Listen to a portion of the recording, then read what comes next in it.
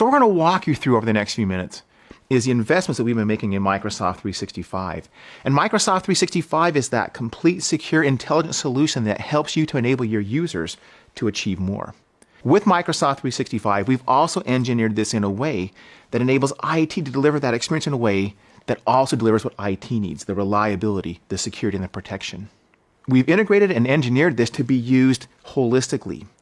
There are capabilities that we have built through the Microsoft Cloud where all of the pieces are able to interact with each other. In fact, we're able to do things like when a request for information is made, in real time we can determine, is this a trusted user on a trusted device using trusted applications, and help you to defend your organizations while empowering your users. I think we'll look back at the release of Microsoft 365 in the same way that we did the release of Office 25 years ago. It fundamentally changed what the world understood and expected out of productivity. Microsoft 365 will have that same effect because it will fundamentally change what users expect and what organizations expect out of that modern workplace for their users.